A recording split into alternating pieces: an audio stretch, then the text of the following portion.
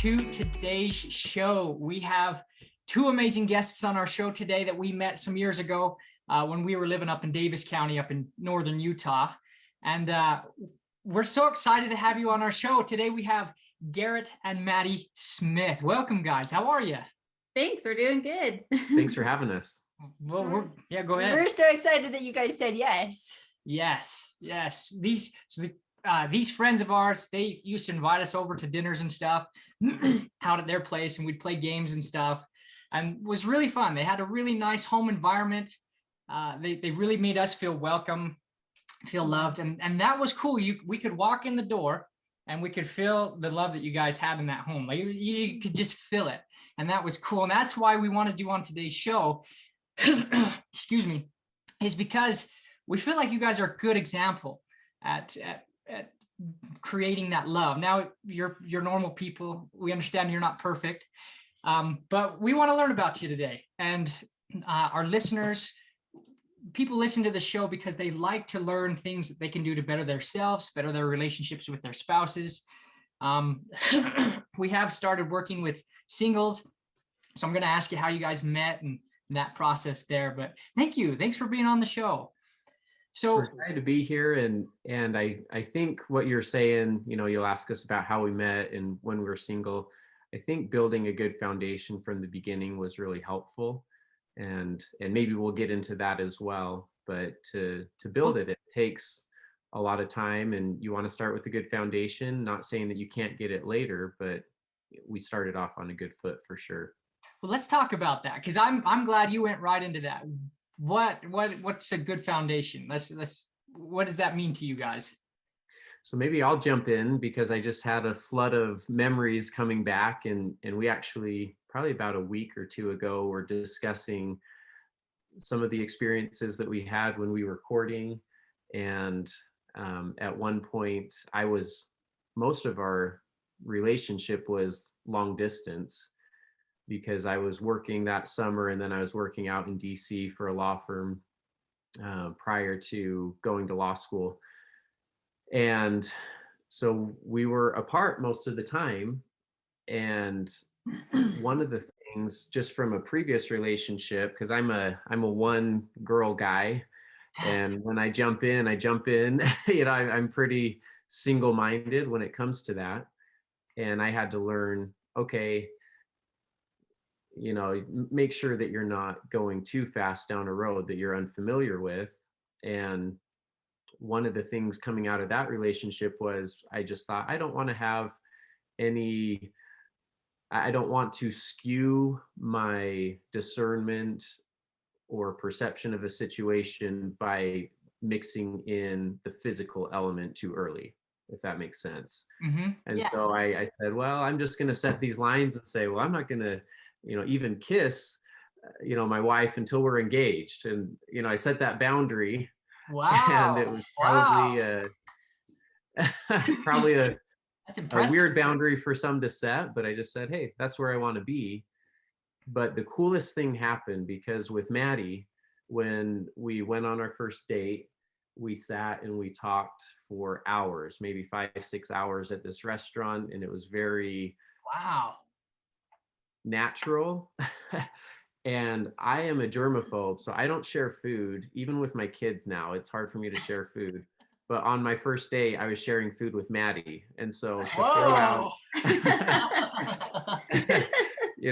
to throw out 2 decades of of caution and to have that natural connection was really awesome. But the cool thing was, and I don't need to go into all the details, but by setting that physical boundary, I got to know who Madi was as a person. And having the long distance relationship, it allowed us to discuss things on a deeper level and not just get caught in the mode of, okay, watching a movie or, doing these activities and experimenting with the physical side. It was getting to know who she was. And rather than using the physical touch of holding hands, hugging, kissing, all of those things, rather than using that as a way to create feelings of love, those things became an expression of love. And by the time I knew that I was ready to marry Maddie and I loved her, then I held her hand. You know, I flew her out to DC actually to come and spend a few days to see if it was a go.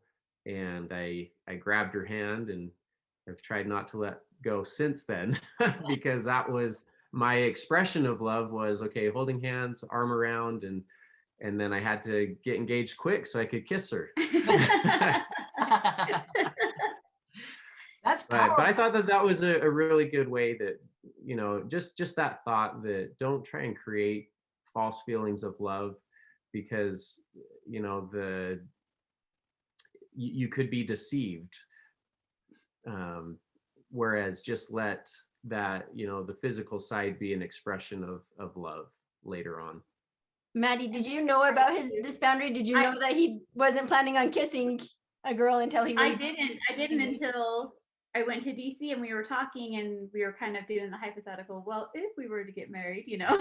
And then he told me then that he had set that goal. So the whole time we were dating, I didn't know about that goal, but I really appreciated, you know, that he was more into talking to me and he wasn't so jumping to the physical. You know, I remember when I would be talking to people at work or, you know, at school, being like, this is the update, you know, like we went on a date and, you know, I'm so excited and I'm just telling all my girlfriends, you know, and they're always jumping to, well, has he held your hand? Has he kissed you? You know, and I'm like, no. And they're kind of like, well, that's weird. Like, doesn't that bother you? But like, to me, it was like, it didn't bother me at all, because those things didn't matter, because I already knew how he felt about me. We were talking. I was, ever since the first time I talked to him, I was just craving more conversation, you know, and his intentions, I could feel that he was wanting to get to know me. You know, he cared about me. He wasn't just, you know, wanting to just be close. He wanted to be close, like on a deeper level, you know what I mean? Intellectual, emotional. Yeah. Yeah. He Mhm. really cared about me, who I was. He wanted to know about me, you know? And Mhm. so I could feel that, and I could feel the love, you know, through that. And so that was so much more meaningful to me than I'd had other relationships where on the first date they're trying to hold your hand, you know, and almost that was a turn off, because I'm like, gosh, they don't even know me, you know. And Yeah. so I really appreciated it, and it didn't bother me, you know. Of course, when he did hold my hand, I was excited, but it didn't feel forced. It was just natural. Like, I almost didn't realize, oh, wait a second, we're holding hands, you know, because it was just natural and felt normal, you know. It was awesome. I love that, because when people are dating, especially if they want to get married, or they have these goals and it's been a long time, they've been single for a long time, a common problem is this neediness, this neediness, like, oh, I want your affection, I want your attention, I want you to approve of me, you know, I need your validation, if you will. And that's a huge turnoff. You know, if you're chasing someone, that implies them running away. That means they're not interested, right? And that's a huge turnoff. I love that. I think that's a huge thing that everyone can learn, whether you're single or whether you're in a relationship, you know, dating or married, is get rid of that neediness. Get rid of that neediness, respect each other, be intellectually, emotionally interesting, love yourself. Because when Garrett's respecting you here, he's respecting himself as well. And I don't think a lot of people, when they think that way, they're not thinking, I'm just going to respect, you know, he's thinking, I'm going to respect you. But we give the love that we give out the love to others that we feel for ourselves. So if I don't love myself very much, it's hard to love other people past that, because you can't give something you don't have. And that's huge. That's a huge expression of self-respect, self-love, and that's attractive. That makes you interesting. Like you said, your girlfriends, they were thinking, well, this is kind of weird. This guy's not giving you physical attention. That's cool. And it worked out for you guys. How long have you guys been married? We are in our 10th year. So 10 years. We're almost to the 10-year mark. That's amazing. And it's a good thing I answered that, because I think Maddie was thinking we were married like 7 years. Didn't you say 7 or 8 years just a couple weeks ago? My brother, and then Garrett's like, I'm like, well, we have an 8-year-old, and we're up on 10. So it's gone by fast. it's okay though. We're a good match, because I'm very detail oriented and Maddie's really fun, and so we have a good mix. Yes. That's powerful. You build up each other's your strength complements her weakness and vice versa, right? That's cool. Yeah, that's right. That's very cool. Very cool. How many kids do you have? 3 and 1 on the way. One on the way. Wow. Uh-huh. How far along, can I ask? I'll be 16 weeks on Monday. And we Wow. find out if we're having a girl or boy on Monday. Oh, that's exciting. Congratulations. Yeah, thanks. That's so We're cool. excited. So I don't know if I could hit back on that topic just a little bit more, because you're saying you don't want someone that's needy, and the word I like to use is clingy. You know, like am I clinging to someone, or am I holding fast? And that was a distinction that Maddie brought up that relates to some of our religious ideas. You know, those that are clinging to something are very needy, but those that are holding fast are secure, and they have a deeper understanding. So it's not just to do something because it is the accepted practice, and I'm just going to cling, or I'm going to date someone and I'm going to hold hands and do that because that's what's expected. You're doing it for a reason. It's more intentional, it's more deliberate. And you know, to go to kind of the Covey idea of the independence, or you know, dependence, independence, interdependence. When I was, you know, dating before Maddie, it was never attractive to have someone that was so dependent or clingy. I wanted to find someone who was independent, who was secure, who could hold fast to their standards, who could hold fast to me, and I could hold fast to as well, and get to that point of interdependence, because we're coming from both of us being at a place of independence. yeah, I love that. That's powerful. That's powerful, and very attractive, because that's exactly what it is. Because it's hard to want to be around people who are always in need, or who are whiny, or who are clingy, like you said. And not that we look down on anyone that's that way. It's just it just seems like you're in a place of insecurity. You're not sure about yourself, and if you're not sure about yourself, that spreads out. It's very repelling. It's a very repelling feeling that one can hold. That's huge. And to make a strong relationship, you've got to be a strong person. You got to be able to stand on your own 2 feet. Now, that doesn't mean we don't have weak times that we get down and things like that. We're talking like a constant. If you're constantly needy, if you're constantly clingy, right? Those type of things, that's very repulsionary. You're pushing people away because you're either chasing them or you don't want anything to do with them. It's kind of a mix. And that's because you feel that way about yourself. You're not happy with yourself. You don't love yourself. That's powerful. But to make a strong relationship, you both got to be able to stand on your own 2 feet, because we do get weak sometimes. Sometimes one of us has a breakdown, and that's what a relationship is about, is to help pick up your partner, or your partner to pick you up. And you can't help each other if you're not in a good place yourself. If I'm always down, I can't pick Jesse up when he's feeling down. Yeah, and then when we both get down, we know through experience, I'm sure you can relate. Well, maybe you guys are really incredible, but when we both get down, it's horrible. Like we're both sad, we're both upset, and we don't get very much done. Sometimes we do stupid things. And then it's really hard to get back up, because then we can't, it's so hard to help each other and to come up together. But yeah, and so I'm glad you brought that up, because that's huge. That's what goes into making a good, lasting, fulfilling relationship, is being able to hold your own and pick each other up. I love that. That's important. That's very important. What do you guys do? Oh yeah. Go ahead. Yeah. No, go ahead. I was just gonna say, I feel like our faith helps us through that situation as well. I would say, you know, Maddie has this undying optimism and positivity that is very helpful for me, because I get stressed and I've got clients' issues that I'm dealing with, and I can deal in a very dark and cynical world. Yeah, so that's how I get. But no matter what I do, Maddie's that support. And we just went through a scenario, you know, a week or two ago, where we both did hit that low point, probably around the same time. And it was really our faith,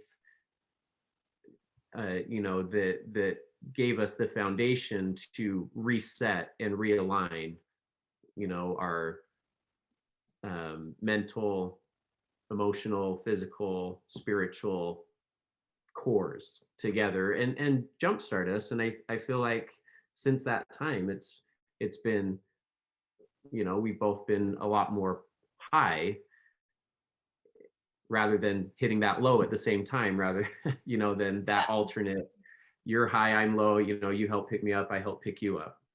Okay, so Yeah, I was going to Mhm. say that too, because sorry, Go ahead, I go think ahead.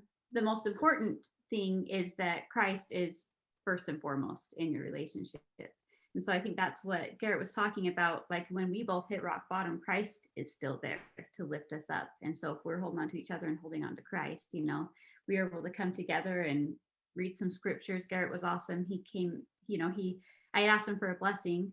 And so he came and he was kind of preparing his mind and he was reading scripture. So he shared with me the feelings he had. And we got into this really great discussion and kind of just were able to boost each other with our faith, and kind of remind each other Christ is there for us, and it really pulled us up out of that. So I think that's what he's talking about. And I was going to mention it right before he did. I really think it's important that you center everything on Jesus Christ.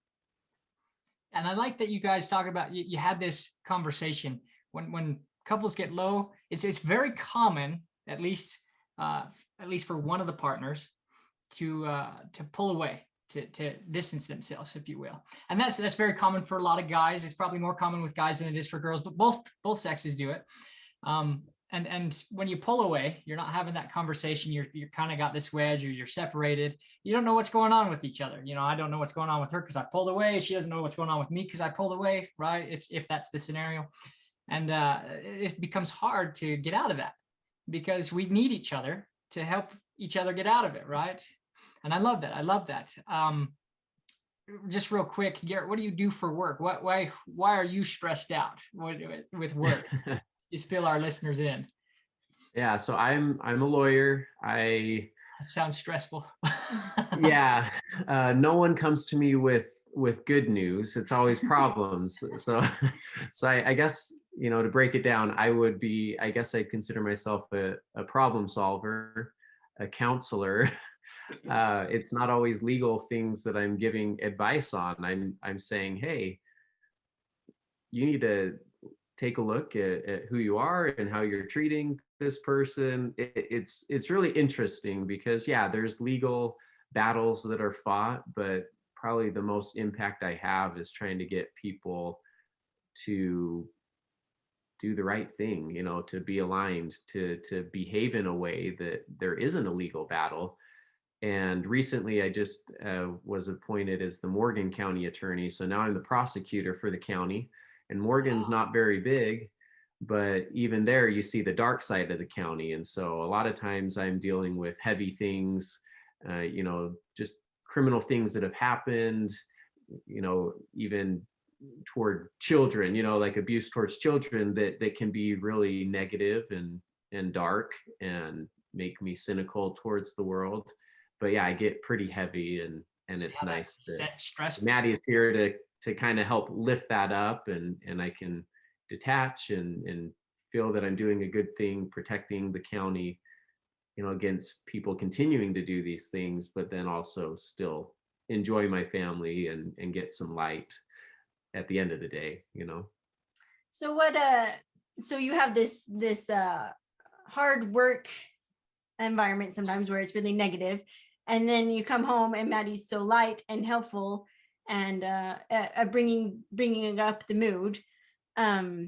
So what kind of things help you, Madi, to help lift him up when he comes home like that? Because when somebody's already down there, it's easy for the mood of the whole house to either drop down with him or for him to lift up with you guys, but one of those two happens to happen.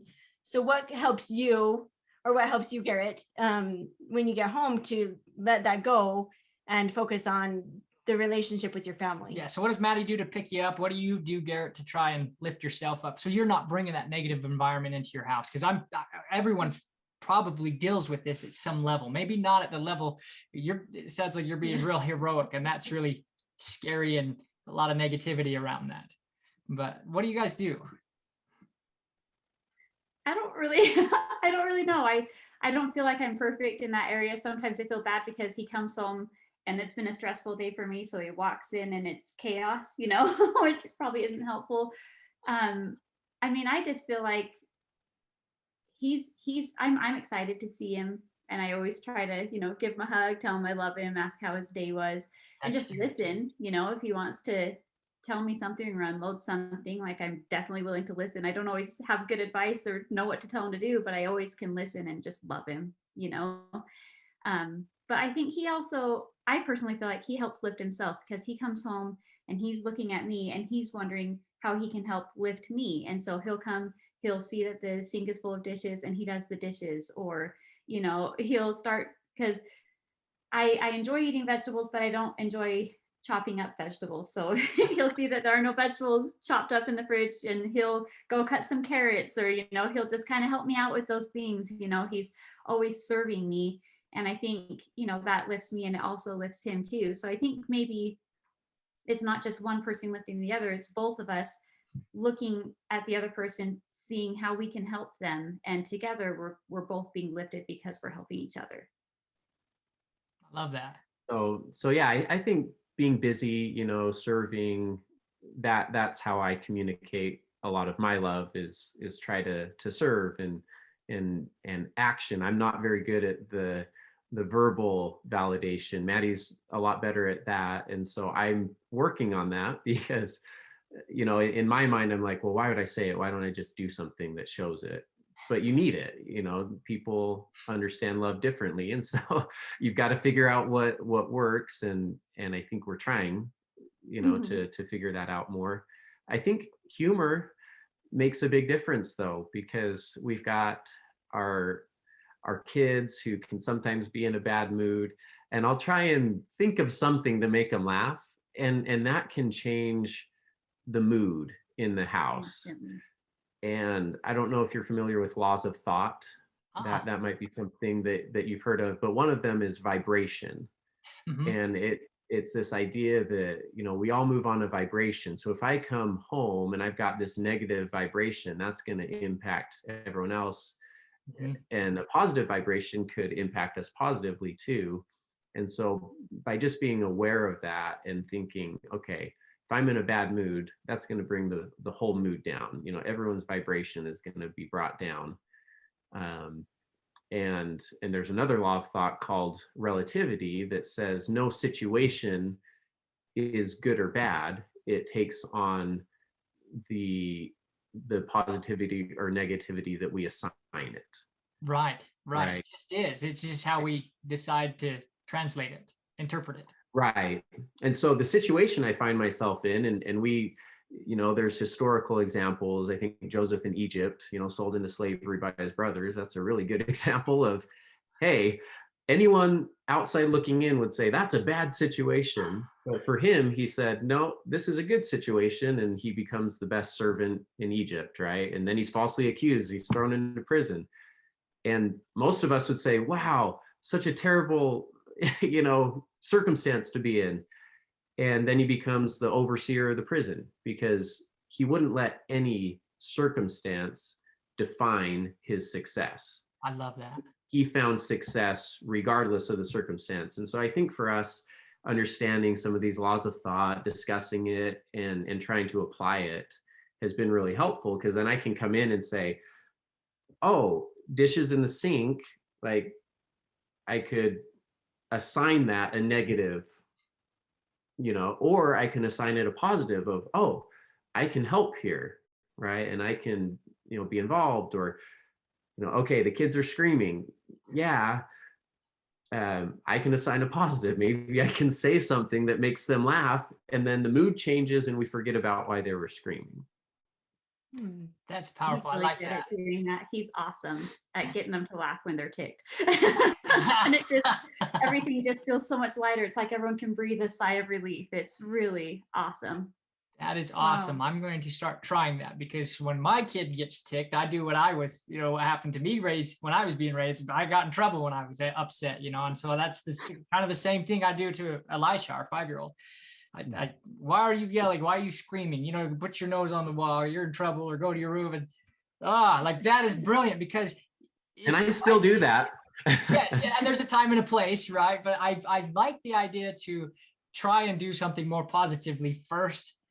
If he's being outrageous, like he's being mad, or if he hits his mom, no, there's not a we're gonna make a laugh out of that. Like you're in trouble, go to your room and we're gonna have a talk, and maybe a spank, But if it's something a little lighter, I like the idea of not making him punished for everything, which is something that I'm personally trying to work on. And I've said this before on past shows, I'm still working on it, but that's huge. That's huge. And I wanted to point out those two things that you brought up. You guys talked about love languages. Have you read Dr. Gary Chapman's book, The 5 Love Languages?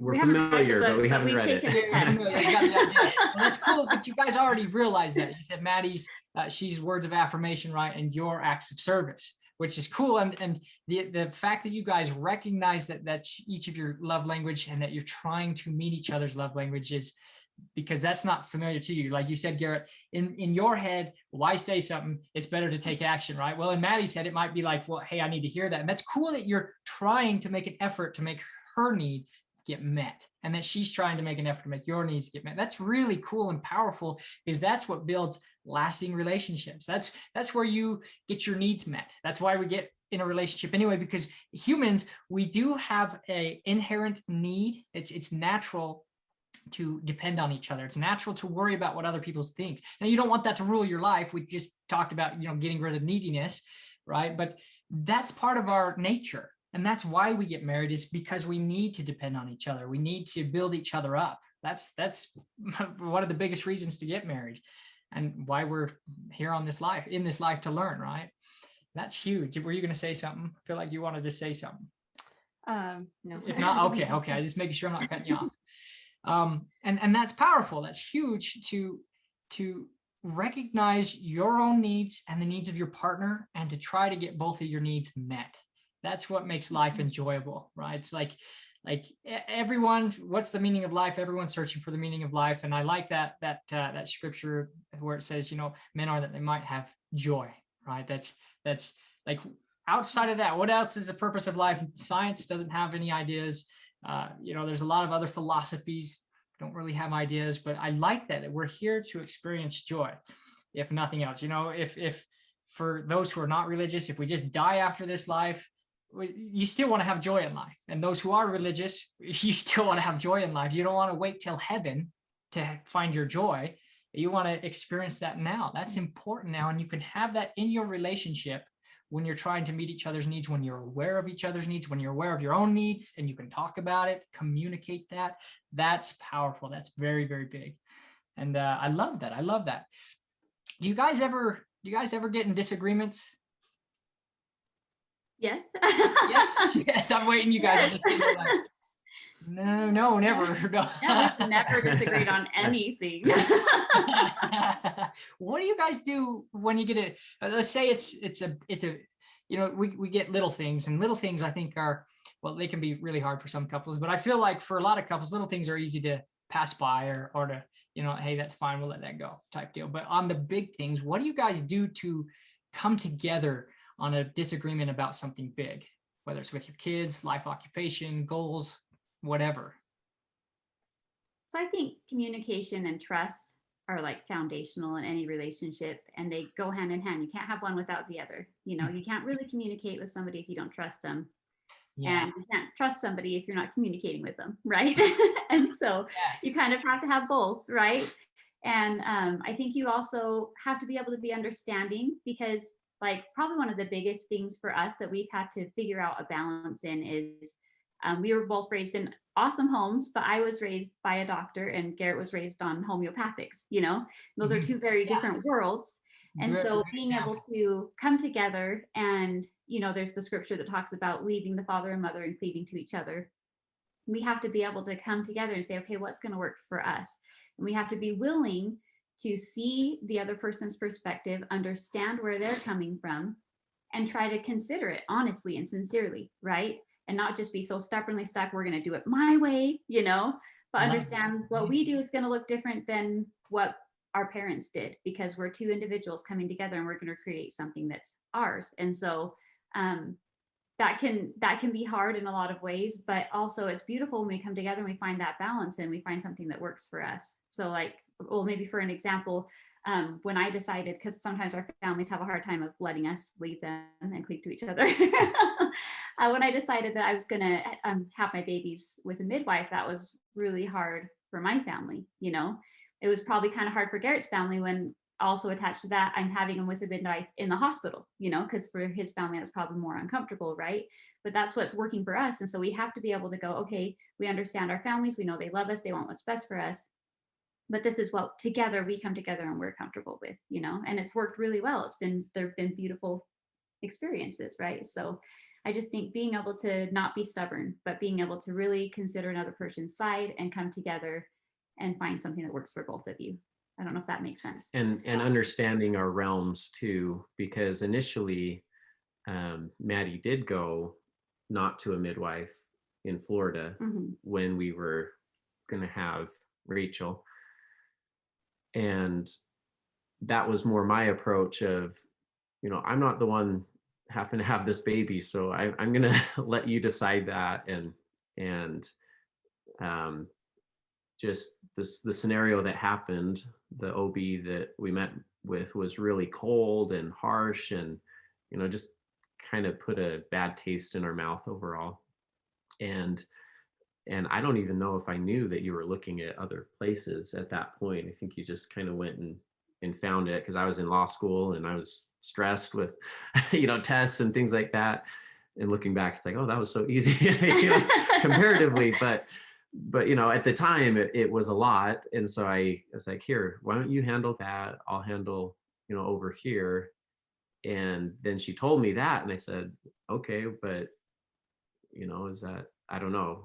From what I remember as thinking, are you feeling forced that direction? Or that was more the worry I had. And it was hard a little bit, just family dynamic, to know and hear that Maddie's family thought I was doing the forcing when I was trying to allow for a choice. And just over time, you know, as you're building those relationships, it's not only about us. You know, we've got our extended family, our parents and siblings that we're also growing in relationship with. But at the end of the day, as long as we were strong in our core relationship, it really didn't matter what was said or thought behind the scenes, because over time, truth unveils itself, you know, and at the end, we'll all be validated for the choices we make, whether that's positive or negative, I guess. Yeah, no, I love that. And I love that because, you know, JC and I, we've come from different families, right? She was raised a certain way. I was raised a certain way. And I like to think that I think differently than the conventional wisdom. I like to think I'm not a genius. I'm not saying I'm smart like that, but I'm saying I think differently than conventional stuff. Like, okay, you got an authority figure telling you got to do something.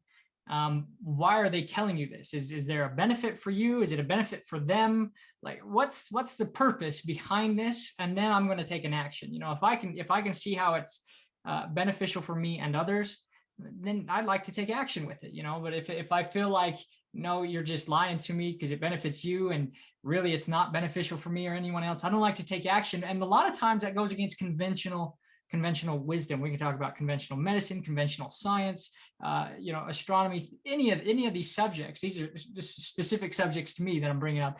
But I've noticed when I share ideas with her family, like I'll talk to JC, and she is so good at listening to me. She's good to be my sounding board. She, just like you said, Maddie, she doesn't offer me solutions because she doesn't have solutions. Just like I'll have questions, but I don't have answers. She doesn't have answers either, but she'll be there to listen to me, which is powerful. But if ever any of these ideas get brought up with her family, they shun me. Really shun me. It becomes a very negative experience because it's not what they're used to. And people, we know in psychology that people are attracted to things they're familiar with. And so me bringing up strange things, you know, strange to them, or things that are out of the norm but are true, it doesn't matter to them. It's not their normal, whether it's true or not. It's not their normal. They don't like to accept it, and that gets reflected onto me. And it's been really hard. I've really struggled with that a lot in our relationship. And her family's great. I don't want to paint a negative picture. Her family's very kind and loving. But this aspect is They just don't like new ideas. they're not open. It's Yeah, not- they're not I found open. it the same way. Yeah. Yeah. So, and that's been hard on me. And I think, oh, that upsets me so bad that they reject me, because rejection is my greatest fear. And I found this out maybe a year ago, and which has been helpful.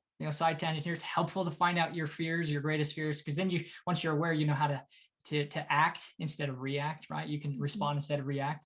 And so that's been huge for me to know and say, okay, well, her family has a problem with me. She doesn't have a problem with me. At the end of the day, she still loves me for who I am, even though it's weird, it's different. But she's told me, because is this our 8th year this year? In August, Almost it'll be 8 years. 8 years that we've been married. And she tells me every once in a while, I'm grateful that you think differently, because you've helped me see things, become aware of things that I wasn't aware of before. And I think, okay, our relationship, that's all that matters. It doesn't matter what other people think. It matters how we are together in our relationship. And that's powerful. That's huge, because at the end of the day, I'm married to her. I'm living with her. I'm not necessarily living with her family. Yes, kind of married to her family, but I don't see them all day, every day, right? That's the difference. And Maddie, there's a you kind of- balance there. Yeah. Right. I was going to say, Maddie, you touched on earlier being open to listening to your partner's point of view, and kind of considering at least whether there's something you can adopt into your own beliefs, and being open to actually considering it, and maybe changing your point of view, changing your perspective a little bit, and some things you won't, some things you will, and some things you won't. But if you actually listen to them and get a good feel for what they're saying, and really try to understand them, I think that makes it a lot easier for you to come to an agreement and to figure out what's going to work for you two together, rather than just being set on, this is what I already think, and I feel like this is right already, so I'm not even going to be open to listening to other points of view. Then that makes it so there's not even any option to come to an agreement, really, unless one person just gives in all the time. And that's not healthy. Right, which isn't a healthy relationship either, and kind of going with that, like you said, sometimes you won't decide to agree with it, but if your partner feels like at least you understand where they're coming from, I think that makes a big difference too. Even if in the end you agree to disagree on it, at least you understand each other, and you understand why each other's thinking that way too, and that's so much easier to work with than just, I'm not even going to try to understand you. You're ridiculous, Yeah. Mm-hmm. Love that. So I was going to bring up with the balance too, because Jesse, you're saying sometimes you bring up things that there's some pushback on, and that happens, right? But you also don't want to be on the opposite side of dealing in so many fantastic things that you lose your grounding, right, of truth and foundation, and dealing with things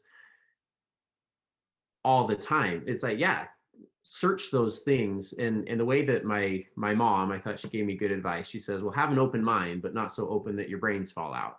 And so, right, like maybe we're coming from this perspective of this is conventional and this is the only way. And then we also have this perspective of nonconformist, which I would consider myself more of a nonconformist, at least since I've been out of the public institutions. I was always the good student, never got in trouble, never got sent to the principal's office. I would have been great in the military if I didn't love freedom so much, right? So, but now I'm to the point of freedom where am I taking it so far that I'm losing the grounding and principle that I need to have? And so I think it's great that what you're figuring out and what we're figuring out is you've got both. You've got kind of the conventional and you've got the unconventional, and the answer is probably somewhere in the middle. It's kind of like Aristotle's golden mean. I don't know if you're familiar with that concept, but the idea is any virtue taken to an extreme is a vice, right? So there's a virtue, and then there's a deficiency, of that virtue, which is a vice, or there's what's the opposite of deficiency? Overabundance. In excess. Surplus. Excess. In excess, yeah. And so let's say courage, right? A deficiency of courage would be cowardice, right? And an excess of courage could be overbearance or overzealousness, Mhm. right? And courage is the actual virtue, and so that's what we want. You know, truth. I teach at a private school, and so I've had this discussion with, you know, high school age students, and as we're studying or reading Corey Ten Boom, you know, The Hiding Place, for example, and we talk about honesty. So a deficiency of honesty is lying, right?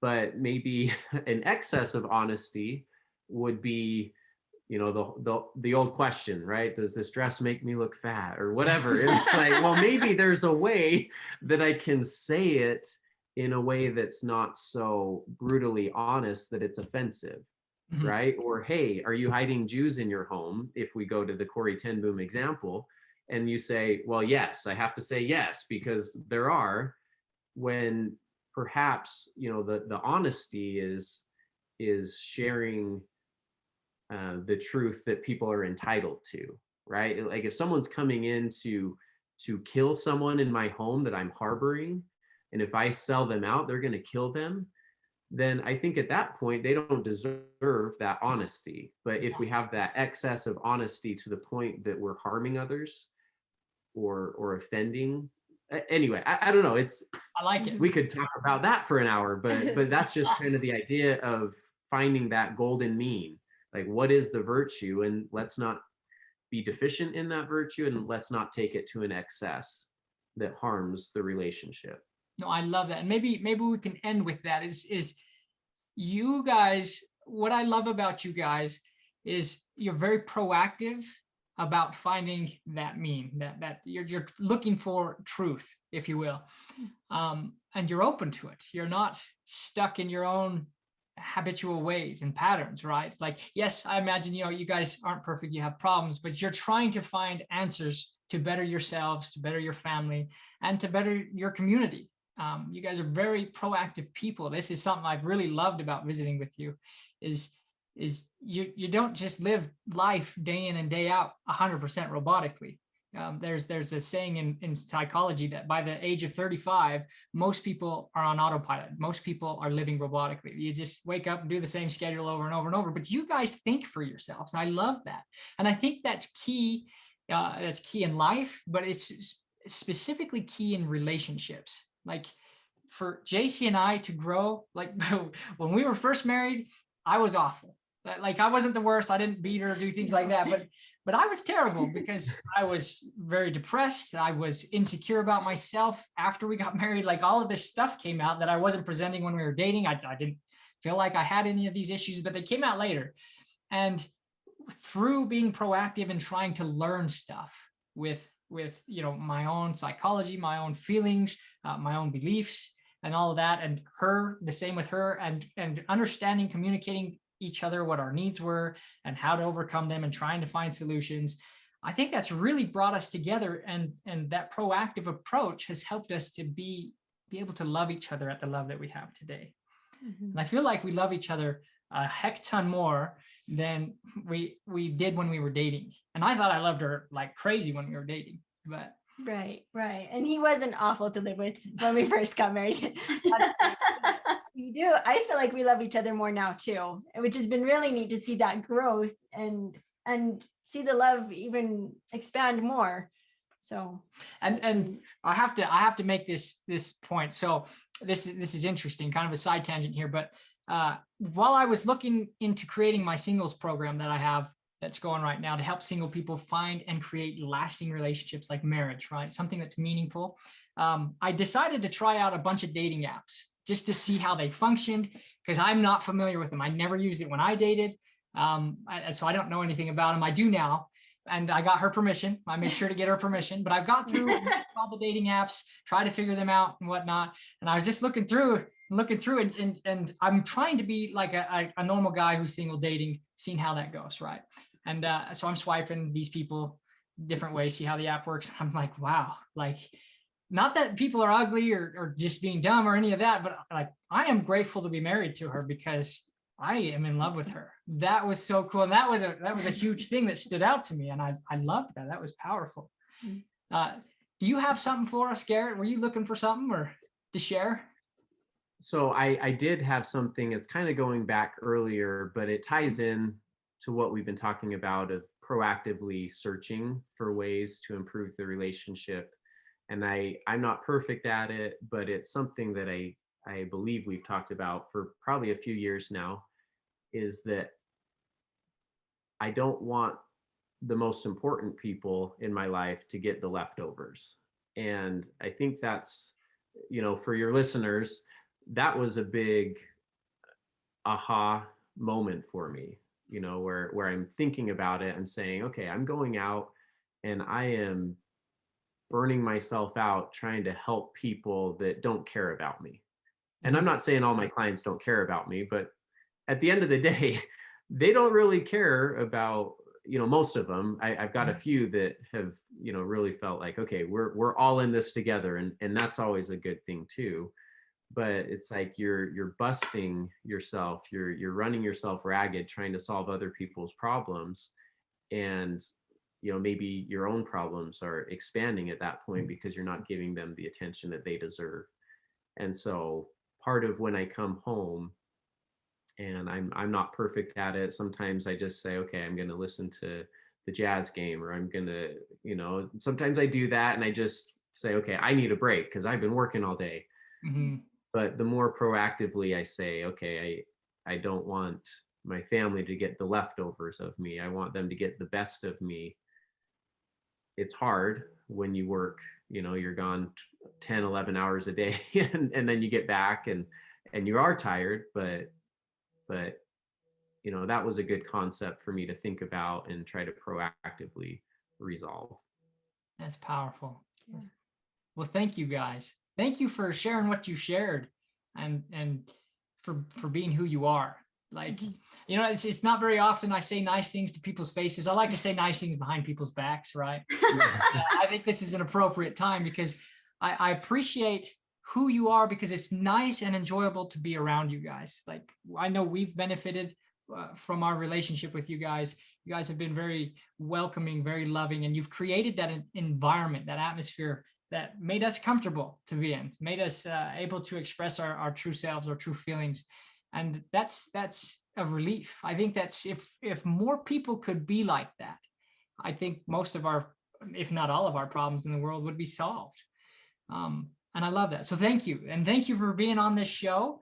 And to the listeners out there, I hope that today has been helpful, that you've got some gold nuggets, right? That this has been really cool to learn how to communicate with each other, to learn how to be aware, to learn to be proactive. I think that's been super helpful. And with that, I hope that you make your best relationship. I wish you success and I bid you adieu. And thank you again, Smiths, for being on with us. We appreciate it. Bye. For having us. Thank you. See ya. Yeah.